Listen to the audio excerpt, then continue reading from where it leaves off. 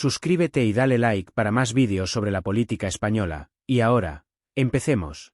En una sesión del Congreso de los Diputados que prometía ser una más dentro del catálogo habitual de tensiones institucionales, Gabriel Rufián se convirtió en protagonista absoluto al protagonizar uno de esos discursos que hacen historia, o como mínimo, que garantizan minutos de oro en las tertulias políticas de la noche.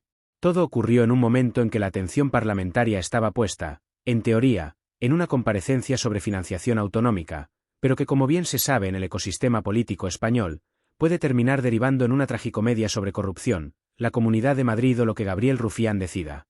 Con el rostro serio, pero ese tono entre irónico y académico que ha ido perfeccionando con los años, el portavoz de Esquerra Republicana pidió la palabra, y lo que ocurrió después podría analizarse en escuelas de oratoria, o de demolición controlada.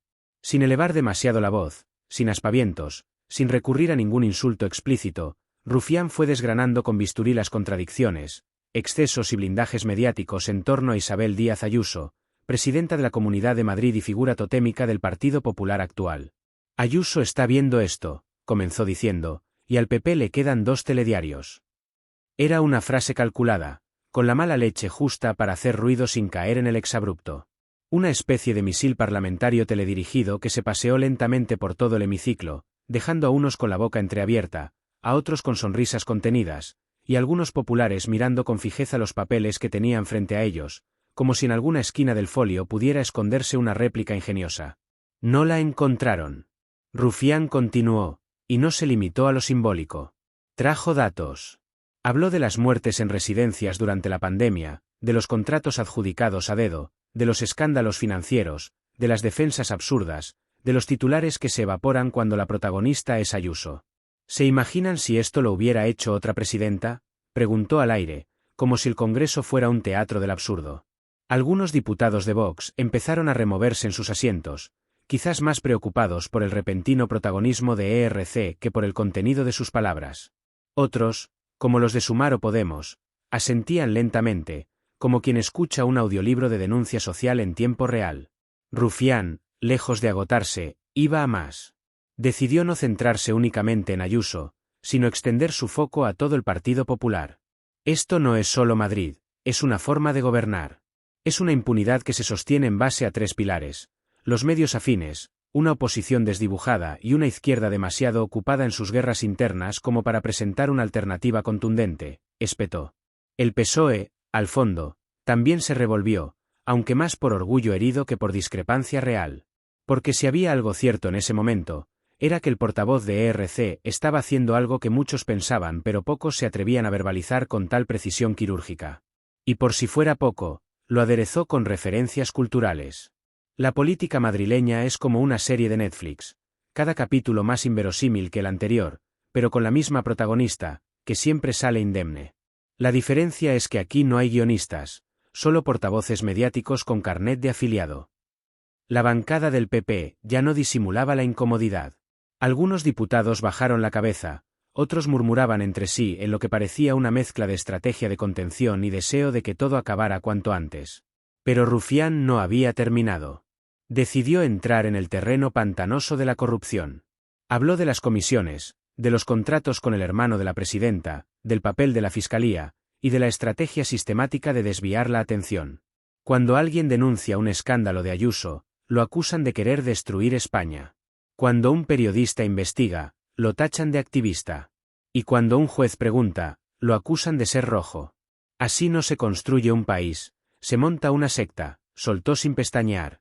Fue entonces cuando lanzó la frase que, sin duda, se repetirá durante días en todos los programas de análisis político: la señora Ayuso es el Messi de la impunidad.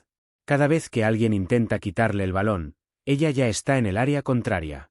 Pero cuidado, porque hasta Messi se lesionaba. Y el PP está lleno de defensas cojos que no saben cómo cubrirla. La referencia deportiva no era casual. Sabía que apelaba tanto al sentido común como al hartazgo generalizado. Porque más allá de las ideologías, Rufián estaba tocando una tecla que resuena en muchos rincones del país: la sensación de que en Madrid se gobierna de forma diferente, con un escudo mediático que blinda a Ayuso frente a cualquier escándalo, por grave que sea. Y eso, a ojos de millones de españoles, empieza a oler. Las redes sociales se incendiaron en tiempo real. El vídeo del discurso, que duró algo más de 6 minutos, comenzó a circular como pólvora digital. Los hashtags almohadilla Rufián demoledor y almohadilla Ayuso está viendo esto se convirtieron en trending topic antes de que el portavoz de ERC regresara a su escaño. Mientras tanto, en las tertulias matutinas ya se preparaban para el festín. No por el contenido, sino porque el nombre Ayuso genera audiencias como pocos. Y si encima le añades a Rufián con mirada de francotirador político, el cóctel está servido. En la calle Génova, la reacción fue tan previsible como ensayada. Un portavoz del PP compareció ante los medios para acusar a Rufián de teatralidad populista, de intentar desestabilizar las instituciones, y por supuesto, de usar el Congreso como plató de televisión. No dijo nada sobre los datos. Tampoco sobre las acusaciones. Mucho menos sobre las residencias. Fue una respuesta con más humo que sustancia, pero suficiente para los suyos. Un mínimo acto de fe institucional para contener la sangría mediática. Lo cierto es que en el fondo de muchas oficinas populares se encendió una luz de alarma. No por miedo a Rufián, sino porque saben que su discurso conecta con algo que va más allá del independentismo o la lucha de bloques. Conecta con el ciudadano que empieza a preguntarse por qué en Madrid se permiten cosas que serían inaceptables en cualquier otra comunidad. Conecta con ese votante de centro-derecha que, sin dejar de apoyar ciertas ideas, empieza a pensar que a lo mejor se están pasando de frenada. Y cuando eso pasa, los telediarios no son una amenaza simbólica. Son un síntoma. En Cataluña, la intervención fue recibida con una mezcla de orgullo y resignación. Orgullo porque su portavoz nacional volvió a acaparar titulares sin renunciar a sus principios. Resignación porque muchos ya asumen que, por más que se denuncie lo evidente, los equilibrios de poder en España no se alteran con discursos, por demoledores que sean. La maquinaria del poder tiene resortes que ni el mejor orador puede desactivar. Pero lo que sí logró Rufián fue volver a poner el foco donde nadie lo quería poner. Rompió el guión de la semana política. Obligar a hablar, una vez más, de Ayuso, no como heroína, sino como síntoma. Como figura que acumula tanto poder mediático que ya nadie se atreve a cuestionarla frontalmente. Bueno, casi nadie. Y en Moncloa, aunque no lo digan, el discurso fue recibido con una mezcla de alivio y frustración. Alivio porque alguien hizo el trabajo sucio de decir lo que muchos en el PSOE piensan.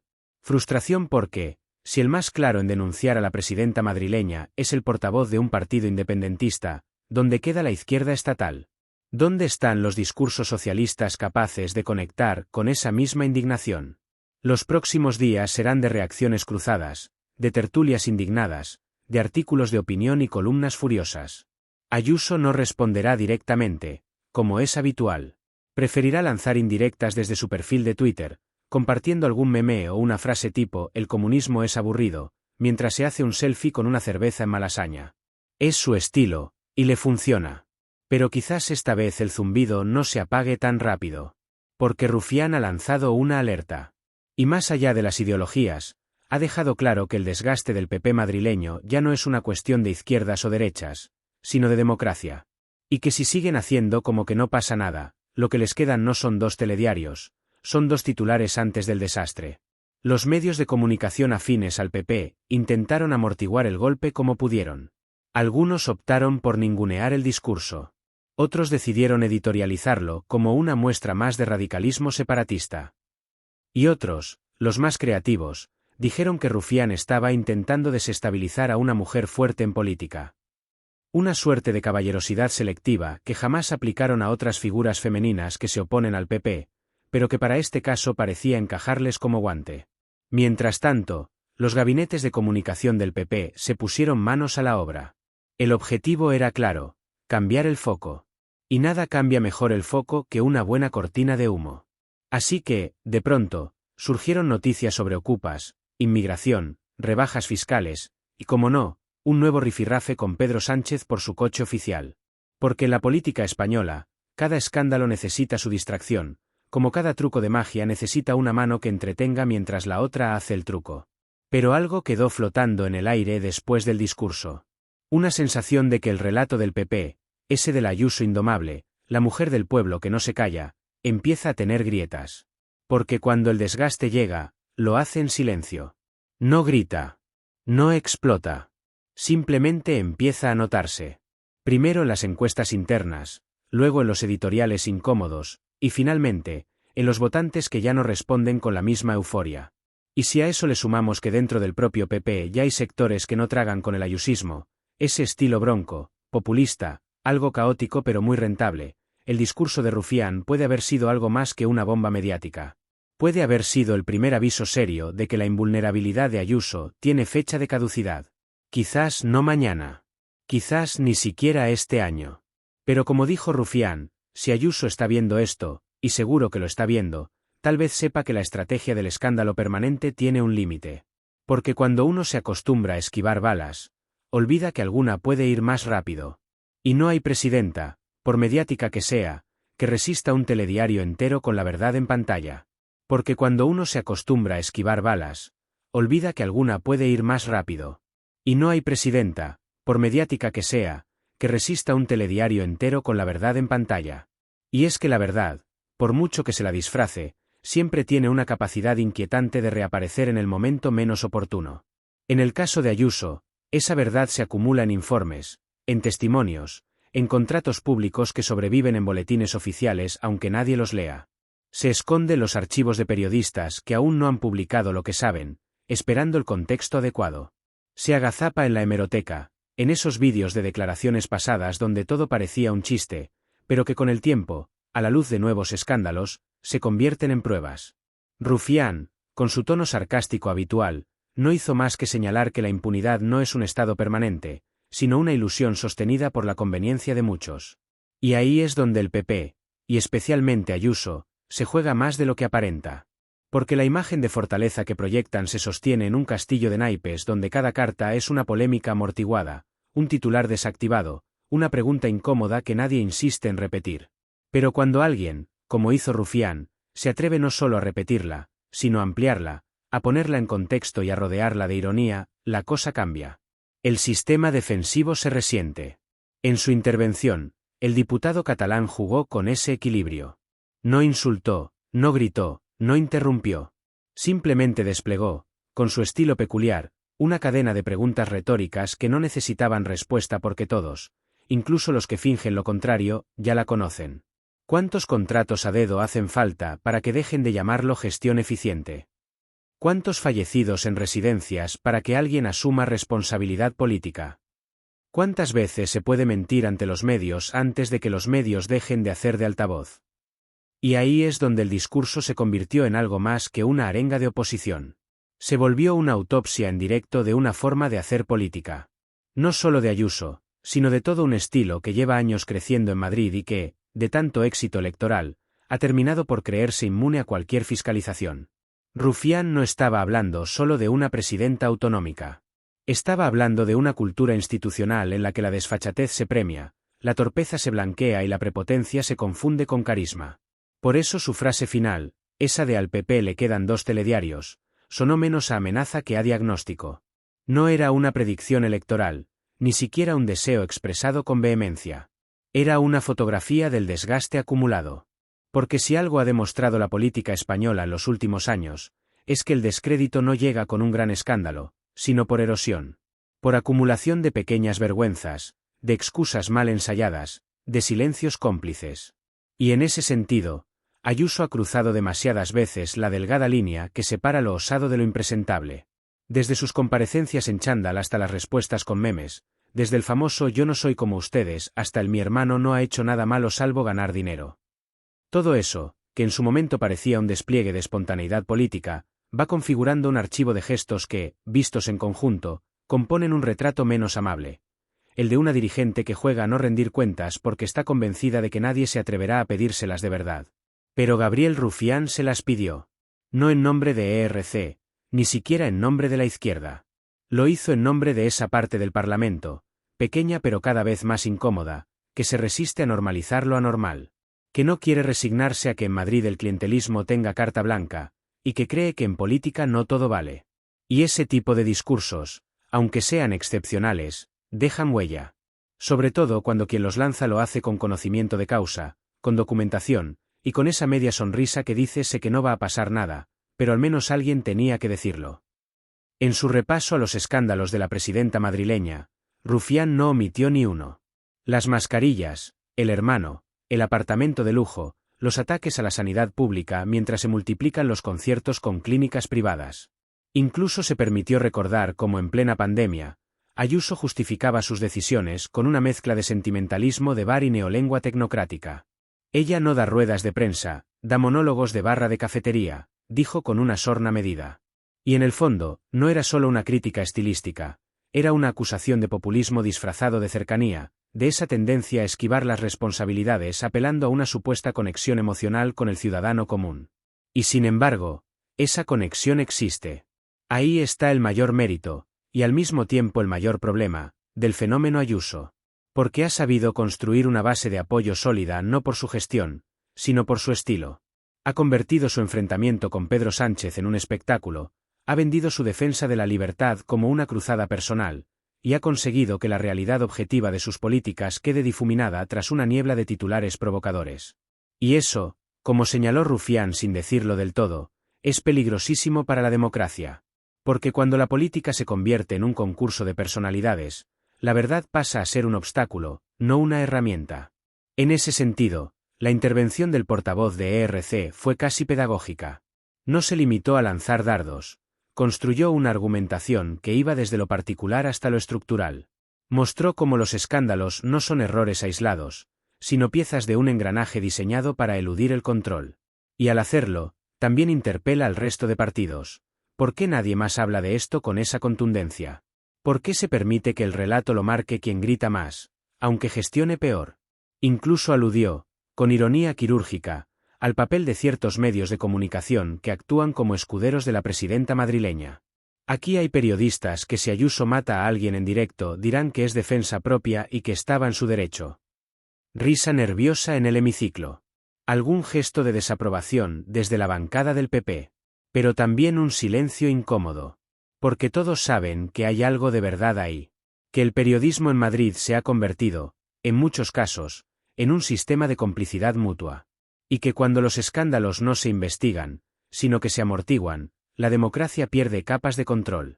Lo que hace especialmente incómodo el discurso de Rufián no es su contenido, sino su claridad. No deja espacio a la ambigüedad. No permite excusas. No abre la puerta al sí, pero es una interpelación directa. Un espejo que devuelve una imagen cruda. Y por eso duele. Porque no hay manera elegante de responder a una verdad cuando la única defensa posible es el silencio o el ataque personal. El PP, previsible como siempre, optó por lo segundo. Pero más allá de la batalla mediática que siguió, columnas que lo tachaban de histriónico, tertulianos indignados por el tono, lo cierto es que el discurso logró lo más difícil, colocar la conversación en el lugar adecuado. Obligar a preguntarse no si Ayuso gusta más o menos, sino si lo que representa es compatible con una democracia sana. Porque la pregunta clave no es si ganará las próximas elecciones. Es si un sistema donde una figura como Ayuso puede hacer y decir cualquier cosa sin consecuencias reales, está funcionando como debería. Y si la respuesta es no, y cada vez más gente empieza a pensarlo, entonces los telediarios a los que aludía Rufián no son una metáfora, sino un reloj. Uno que ya ha empezado a contar hacia atrás. Entonces los telediarios a los que aludía Rufián no son una metáfora, sino un reloj. Uno que ya ha empezado a contar hacia atrás. Porque en el fondo, cuando un discurso logra ese extraño milagro de cambiar el eje de una conversación pública, aunque sea por unas horas, lo que se activa no es solo la crítica, sino una memoria colectiva que lleva tiempo adormecida. Y eso es lo que más inquieta a quienes han construido su poder sobre la velocidad del olvido. El reloj al que se refería Rufián no mide el tiempo que le queda a un gobierno concreto, ni a una legislatura. Mide algo más profundo, la paciencia del votante informado. Ese que no vive pendiente del último trending topic, pero que, cuando se detiene un instante a escuchar, se queda con lo que importa. Porque, y esto Rufián lo sabe muy bien, el escándalo político no funciona como un relámpago, es más bien como una gotera. Al principio molesta, luego mancha, y al final derrumba techos. La pregunta no es si se ha filtrado agua en la casa del PP madrileño. La pregunta es cuántos baldes llevan años escondiendo el charco. Por eso, cuando el portavoz de ERC enumeró los casos uno a uno, con voz firme pero sin aspavientos, lo que hizo fue abrir una rendija que ya no se cierra tan fácilmente. No porque haya dicho algo nuevo, sino porque lo dijo todo junto. Sin pausa. sin permitir que el cinismo tuviera espacio para acomodarse. Esa enumeración, quirúrgica, casi matemática, se convirtió en un inventario de impunidades. Y lo curioso es que nadie pudo desmentirlo. Ni siquiera los más férreos defensores de Ayuso se atrevieron a negar que los hechos eran ciertos. Lo que hicieron fue relativizarlos, reencuadrarlos, usar el recurso más antiguo de la retórica defensiva. Bueno, pero es que los otros también, como si eso bastara para anestesiar la indignación. Como si fuera razonable aceptar la corrupción propia mientras se denuncian las ajenas. Pero Rufián no cayó en esa trampa. No se dedicó a blanquear a nadie más para criticar a Ayuso. Al contrario.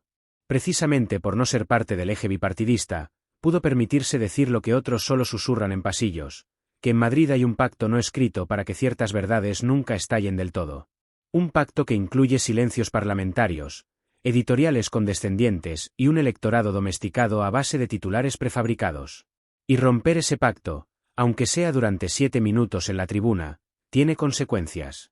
Esas consecuencias no siempre se miden en votos, pero sí en incomodidad, en miradas de reojo, en llamadas nerviosas a directores de medios para ver cómo se enfoca esto.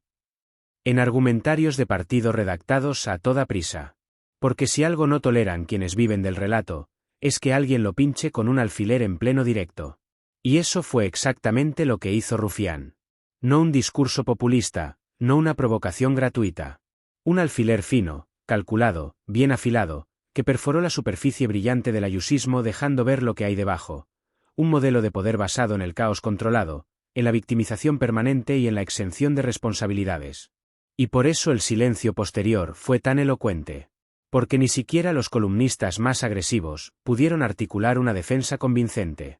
Se limitaron a disparar al mensajero, como si eso borrara el mensaje.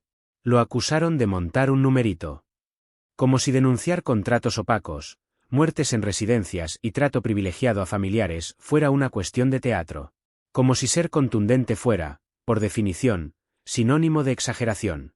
Pero esa estrategia tiene límites.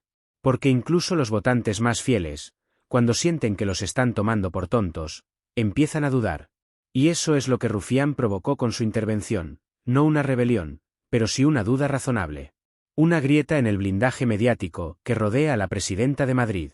Una grieta que no se tapa con una cerveza, ni con una frase ingeniosa en redes, ni con un "es que los comunistas", como comodín retórico. La imagen más simbólica del momento, aunque no salió en ningún informativo, fue la expresión de algunos diputados del PP mientras Rufián hablaba. No era furia, ni siquiera desprecio. Era algo mucho más inquietante, incomodidad.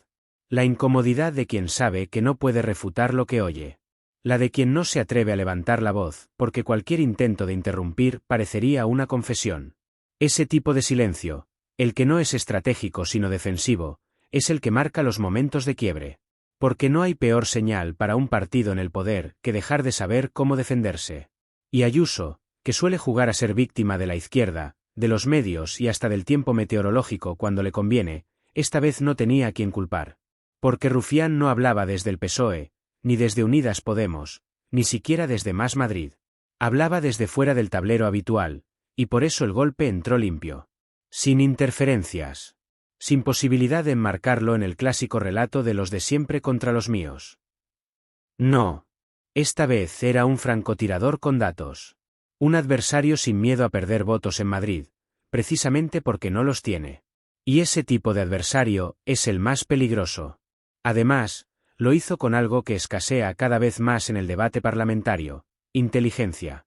Porque por más que algunos lo caricaturicen como un provocador profesional, Rufián lleva años demostrando que su estilo, si bien efectista, no es vacío. Su humor no es casualidad, es estrategia. Su sarcasmo no es simple ironía, es una forma de evidenciar lo absurdo. Y cuando se aplica con precisión quirúrgica sobre algo tan opaco como la política madrileña, el resultado es devastador. Nadie en el hemiciclo lo interrumpió. No porque no quisieran. Es que no podían. Porque cada réplica habría obligado a entrar en el barro que el PP intenta tapar con banderas. Y no hay bandera suficientemente grande como para cubrir un escándalo estructural. Por eso se quedaron callados. Porque sabían que cada palabra de Rufián era un eco de algo que ya se dice en las calles, en los bares, en los chats de WhatsApp: esto no puede ser normal. Y no lo es. No es normal que un hermano de la presidenta cobre comisiones en plena pandemia y no pase nada. No es normal que se despida a técnicos por no firmar contratos ilegales. No es normal que las listas de espera se disparen mientras se desvían millones a clínicas privadas. No es normal que, cuando todo eso se denuncia, la respuesta sea una foto con un perro, un cartel de libertad o un tuit con una frase de Esperanza Aguirre. Lo que hizo Rufián fue recordarlo. Como quien da una bofetada a alguien dormido para que despierte antes de que el incendio llegue a la habitación. No porque le guste golpear, sino porque la alternativa es dejar que todo arda. Y si algo ha demostrado la política madrileña, es que le encanta jugar con fuego. Lo que no está tan claro es si sabrá apagarlo cuando deje de ser útil para la foto.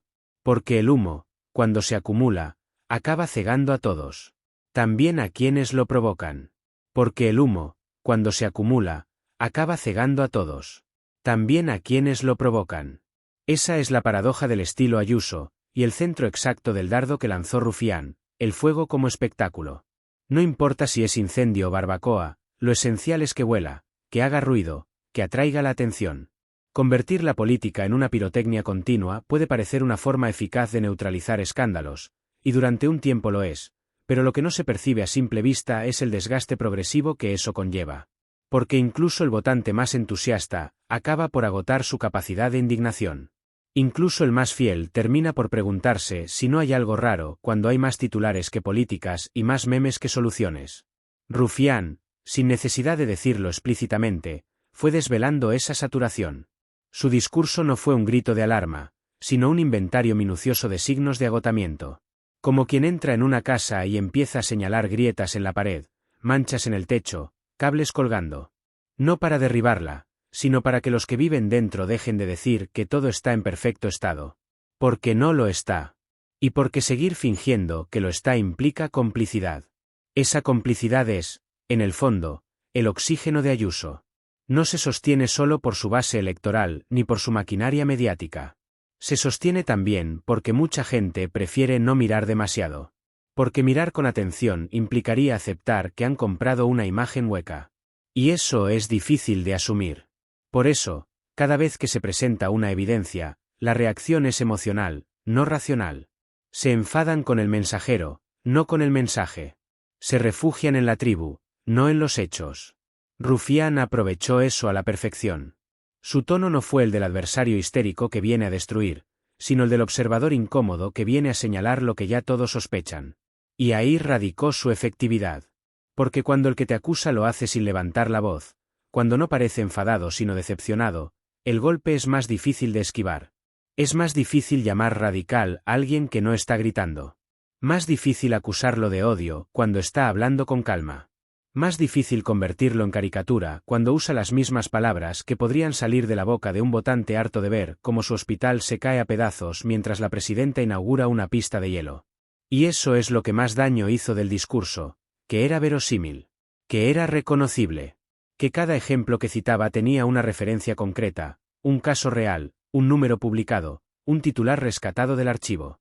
No eran exageraciones ni invenciones. Eran pedazos de realidad unidos en una secuencia que, presentada de forma cruda, mostraba el patrón. El problema nunca fue un caso aislado. El problema es, la acumulación. La reincidencia. La gestión entendida como negocio para unos pocos y espectáculo para el resto. Por eso el silencio posterior no fue solo político, sino moral. Porque Rufián no habló de ideología. Habló de corrupción, de abandono institucional, de impunidad normalizada. Y eso interpela a todos. Porque si se permite eso en Madrid, ¿por qué no en Valencia? ¿Por qué no en Sevilla? ¿Por qué no en cualquier otro rincón del país? La defensa de Ayuso no es solo una defensa de una persona, es la defensa de un modelo. De un estilo de liderazgo que confunde insolencia con valentía, que desprecia la técnica, que banaliza lo público. Y eso es especialmente peligroso en una comunidad como Madrid, donde las cifras importan. Donde las decisiones tienen efecto dominó en el resto del país. Donde cada contrato, cada política sanitaria, cada recorte en educación afecta a millones. Convertir ese territorio en un plató, como insinuó Rufián, no es solo una frivolidad, es una amenaza. Porque cuando la política se hace en función de titulares, Los datos estorban.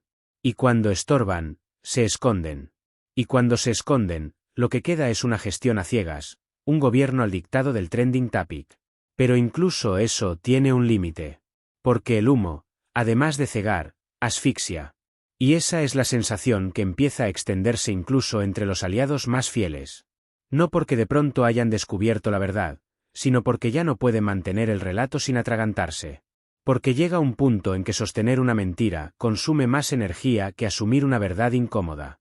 Y es en ese momento cuando el poder empieza a descomponerse, no con una explosión, sino con un silencio. Ese fue el gran mérito de Rufián, conseguir que el silencio posterior pesara más que el ruido previo. Que, por un instante, la cámara no enfocara a la presidenta ni a sus defensores, sino al vacío que queda cuando se acaban las excusas. Porque no es fácil decir lo que dijo. No en un congreso donde las alianzas, los equilibrios y los cálculos electorales pesan más que la honestidad. No en una sesión donde la consigna habitual es callar para no molestar, disimular para no comprometerse. Y sin embargo, lo dijo. Lo dijo con ironía, con datos, con ritmo. Lo dijo sin miedo a caer antipático. Lo dijo sin temor a perder el favor de los que mandan. Y eso, en política, es raro. Porque el cinismo se ha convertido en virtud, y la claridad en debilidad. Porque hablar claro se interpreta como imprudencia. Porque ser directo te convierte en blanco. Pero hay momentos en los que callar es peor. Y este era uno de esos momentos. Y aunque no cambie nada de inmediato, porque en política lo inmediato suele estar blindado, si dejó una marca. Un precedente. Un testimonio. Algo que los votantes recordarán cuando, en medio de una campaña, les prometan otra vez libertad envuelta en confeti. Algo que estará ahí cuando el siguiente escándalo estalle y alguien diga no lo vimos venir. Porque sí lo vimos. Lo vimos todos. Lo que pasa es que solo algunos se atreven a decirlo.